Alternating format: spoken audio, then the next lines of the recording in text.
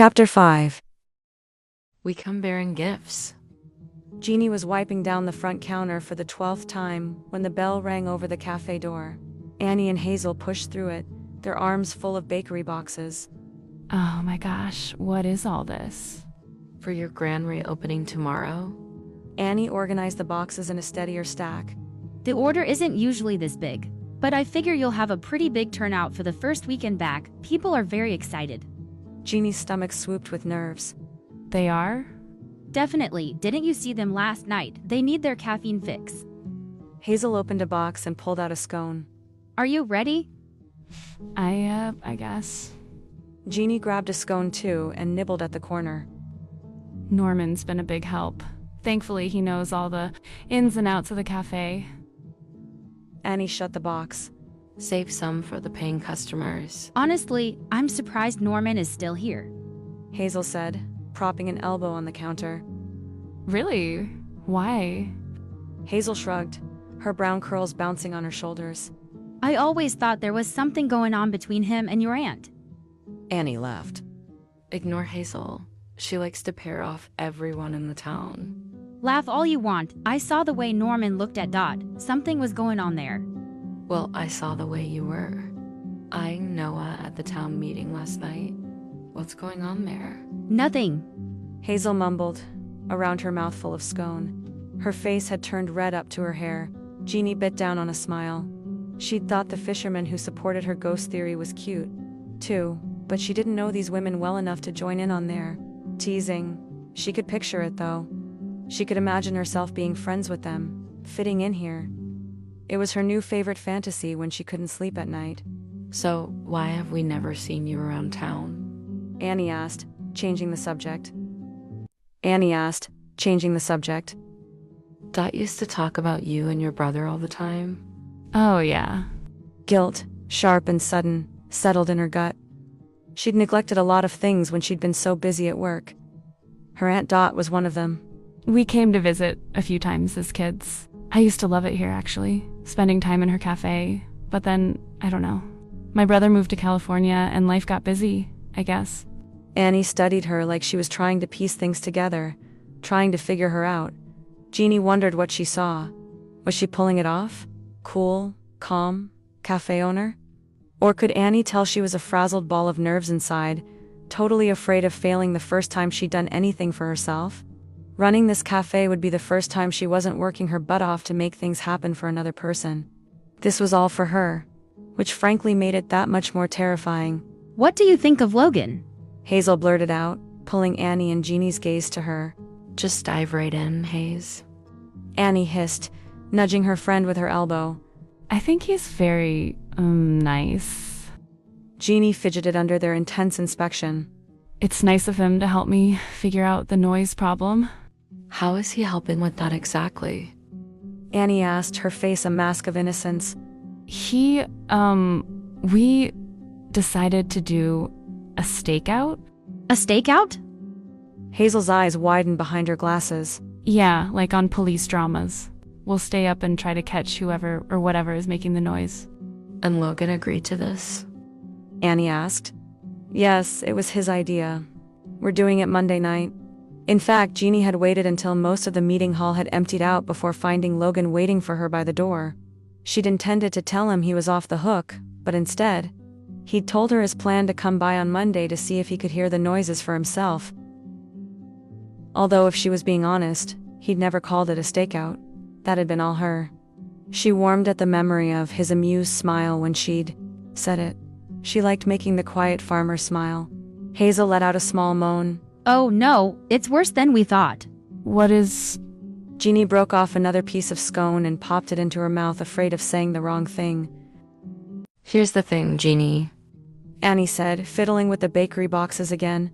Logan tends to fall pretty hard in his last relationship. No, it's nothing like that.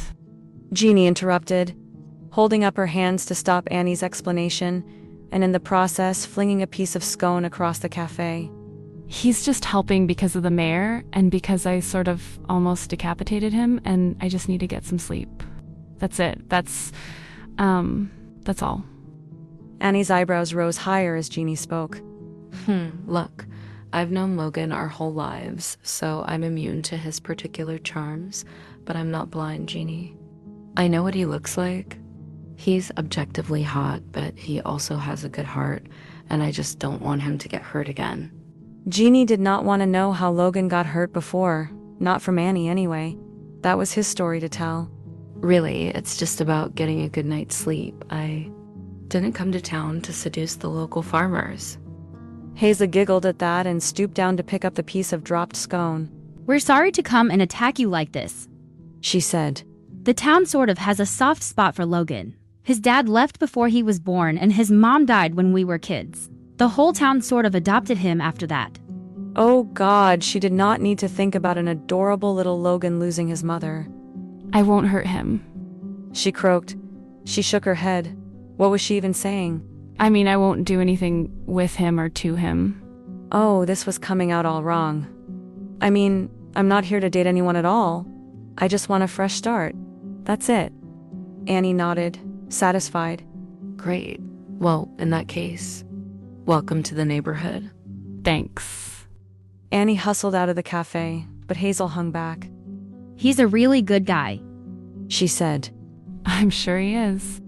I don't think it would be the worst thing if you wanted to do something to him. She winked. Jeannie's cheeks heated.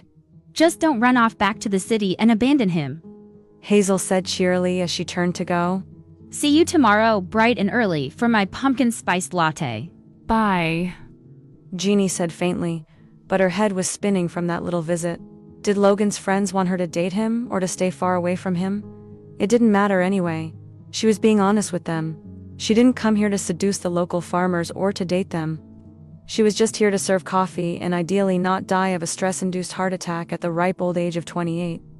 Several hours later, the bakery case was lined with scones, muffins, and pumpkin-shaped sugar cookies for the morning. Every surface was gleaming, and Logan's little pumpkins were on every table and counter, providing just the right amount of fallness. The cafe was ready, but Jeannie still felt a current of nerves running beneath her skin. She slumped down on a stool behind the counter and surveyed her new domain. It was certainly different from her desk outside Marvin's office. No smudged computer screen to stare at, no incessantly ringing phone to answer, no dirty coffee mugs that she was always behind on bringing back to the break room. Her feet didn't ache from running around in heels all day, but her back hurt from cleaning and organizing and preparing for tomorrow.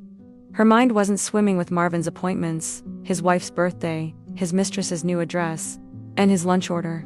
But her stomach was rolling with anticipation for tomorrow's grand opening. What if it all went wrong? What was she even doing here? She looked out the big front window at her view of Main Street. The street itself was quaint and tidy, with trees lining the road. The leaves were just starting to change, mixing yellow and reds in with the green. Gold and purple mums sat outside most doors along the way. Note to self, get mums. The cafe was flanked by the Bluebell bookstore and Sullivan's pub. Annie's bakery sat on the other side of the bookstore.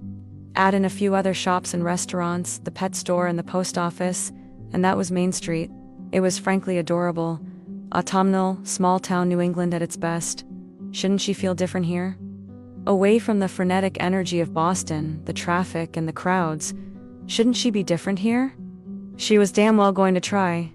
She rubbed a hand down her face. Maybe she would also try to tuck in early and actually get some sleep before tomorrow. The cafe opened at 7 sharp. She'd been told repeatedly by Norman. She couldn't shake the feeling that he didn't like her, but she decided to chalk his curt attitude up to general old man. Curmudgeonly less, her aunt had trusted him for years, so Jeannie did too, but grumpy knew all the ins and outs of glad the Norman had stuck around. Their 2 baristas had stayed on as well. Jeannie didn't know what she was worried about. This place could easily run itself without her.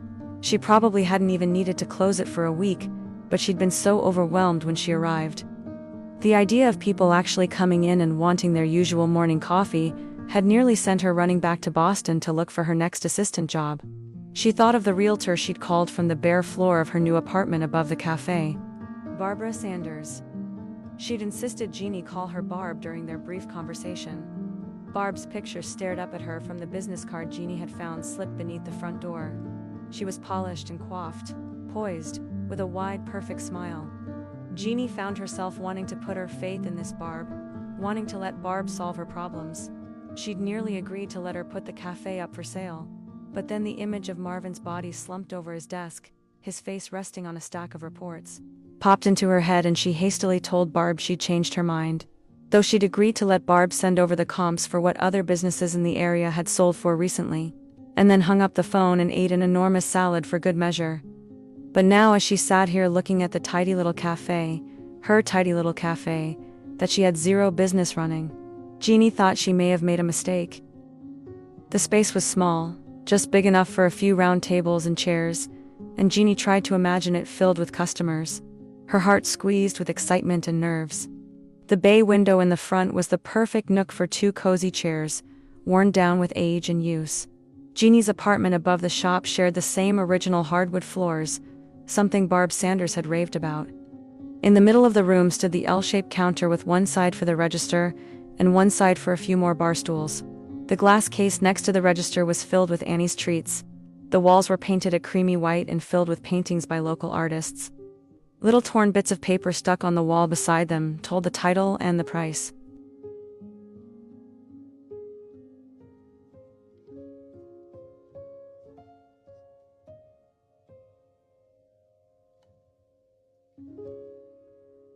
Jeannie stared at a particularly large painting across the room from her of a big purple cow. Did the artist get nervous about hanging it? Did she sit at home with a sick feeling in her belly that she wasn't actually a very good painter at all? Did she worry about what people would think about her colorful farm animals? Or did she just go for it? The knock at the back door disrupted her existential crisis and her staring contest with the cow. She hopped down from her stool and went to the back, pulling off her apron as she went. She'd put it on this morning with the hopes that it would make her feel more official. No luck. There. Logan was the last person she expected to see at her door. But she'd be lying if she said she didn't feel a flutter of excitement at finding him there. Hi. She said, opening the door wider. Here. He said, not bothering with a greeting. He held out his hand, and in his palm rested a small box. What? Sorry, they're earplugs. I thought they might help. Logan ran a hand down his beard, his cheeks above it pinkening. To help you sleep tonight, before your big day. You are not here for the local farmers, Jeannie reminded herself, but the sweetness of the gift, paired with the slightly awkward delivery, was making it very hard to remember why she wasn't here for the farmers, specifically the large, handsome one currently darkening her doorstep. Thank you. It's very nice of you. She took the little box from his hand, dutifully ignoring how big it was and how rough and warm his palm was against her fingers. I brought a new lock, too. I noticed the other one wasn't working right. You brought a new lock for me for my door? Had it just been a very long time since Jeannie had dated anyone? Or was this the most romantic gesture she'd ever experienced? Yeah, well, I figured you wouldn't be able to sleep if your lock was bad. He fidgeted with the chain lock head pulled out of his back pocket.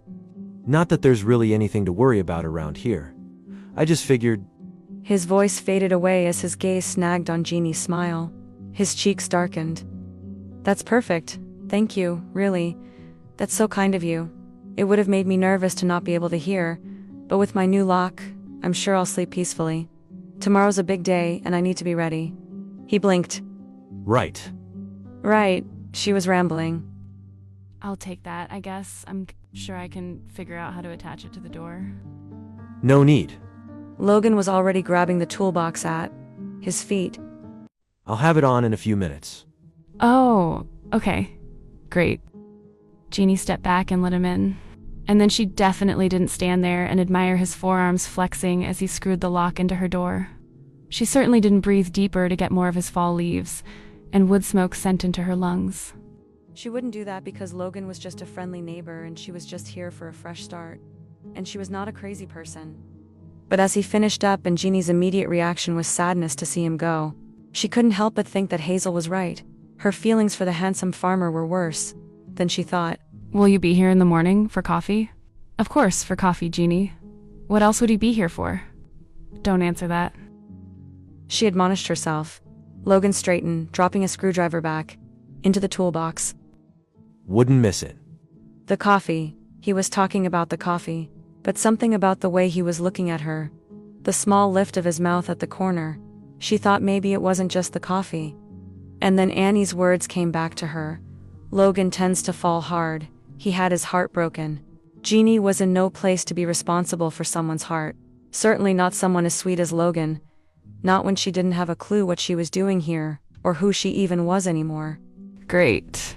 She said, the word a bit too loud, too sharp, as she nudged Logan toward the door. See you tomorrow then. And thanks again. She shut the door behind the bewildered farmer a bit too quickly, but she had to get him out before she did something she would regret. Like bury her face in his soft flannel shirt and ask him to stay. Logan was not responsible for helping her with the current messy state of her life. She needed to get that sorted out before she got anywhere near him, especially with his friends and the whole town watching.